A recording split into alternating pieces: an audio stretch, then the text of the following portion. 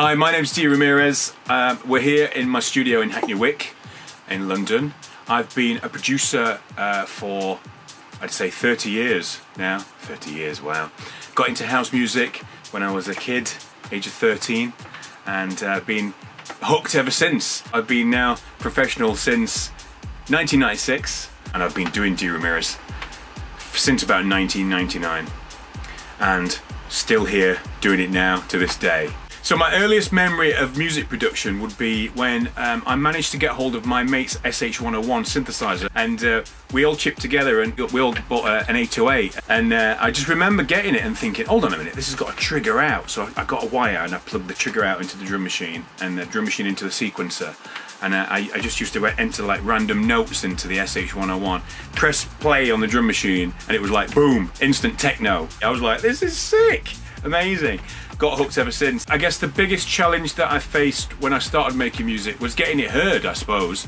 I was trying to sort of play stuff to people. Nobody took me seriously at all. Anyway, it didn't perturb me. And what sort of got me through that was I was like, sod this. I'm just gonna press my own record onto vinyl. And then I actually that's when I started getting taken seriously, you know. The Body Rocks remix. This is a question I get asked a lot about. I think when I first did the track, I honestly had no clue what I was doing, and it wasn't the most amazing track. It's sort of, you know, got a few vocals in, it was a bit electro, a bit weird. But I got the red synth out and I was like, oh, let's have a play, see if I can get this to work. And I was just messing around with the oscillators and I detuned one from the other, and then I sort of distorted the filter, and I was like, whoa, this sound is sick, it's amazing. Kind of was like influenced a bit by the early German electro scene, like Booker Shade and Trent Moller and people like that. When I got a phone call and somebody said to me, we're in Ibiza in Burger King and it's actually been played in Burger King, and I'm like, oh, all right, okay. And then somebody phoned me from DC-10, they're playing it in DC-10, and then somebody called me from Notting Hill Carnival, Norma Jay's playing it at the Notting Hill Carnival, and I'm like, oh my god, it's getting played everywhere. I realised then that we're onto something, and of course it went on to be the sort of #1 record it was. The most important thing to keep in mind if you want to create original music is not to follow a trend. It's not to follow a trend, but be prepared to not be the cool kid for a little while. There's a style of music that comes in and then a load of people copy it. It's okay to dip back into the past, I think, and kind of, you know, take influences from early rave songs or early drum and bass music, whatever, and do that. Armand van Helden, for instance, that's how he came up with Speed Garage. It was drum and bass, you know, mixed with house music. Okay, so for the Body Rocks remix, I was given a contract to sign before I actually did the track. Now, I'm not saying the contract was bad, but it basically signed all my rights away for the track, and it meant that I had no protection. If, for instance, the record became #1, there wasn't a clause in there saying that I would get like a percentage or producer credit or a bit of the publishing. There was none of those clauses.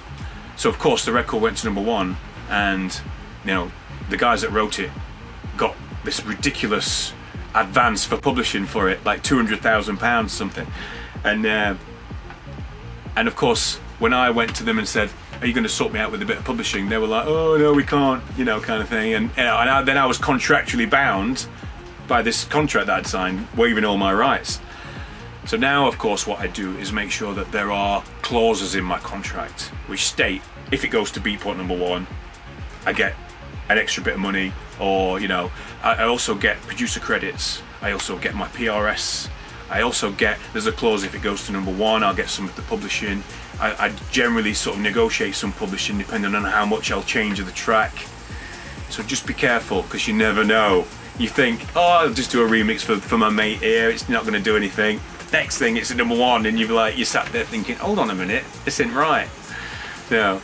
Label Worx have been on my radar for quite some time, and I sort of first heard about them, it was many years ago, and I'd been running labels for years, since the early 2000s. When physical distribution kind of died and no longer was vinyl the thing, you know, the digital distributors came along, and it was Labelworks that I heard of first off. But Labelworks were always in the periphery, and everybody that I knew were working with Labelworks, and everybody said how happy they were with them, you know, ranging from my trance producer friends to sort of the house producers.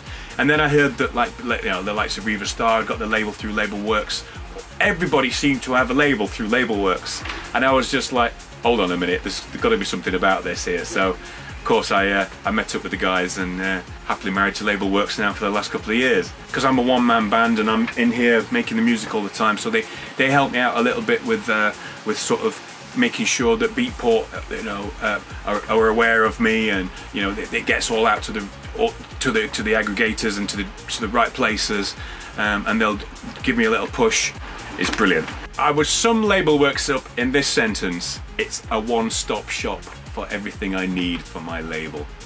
My top 5 pieces of advice for new producers making dance music: number 1, perseverance.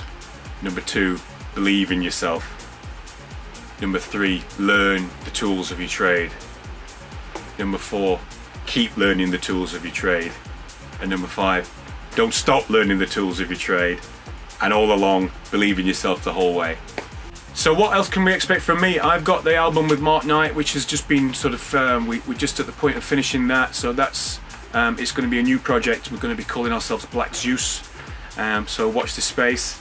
The next, I've got my label Slave Recordings. Yeah, so it's all very busy. So watch this space. Hi, I'm D.Ramirez. Thanks to Labelworks for having me. I'm looking forward to continuing working with those guys. They're brilliant. Peace.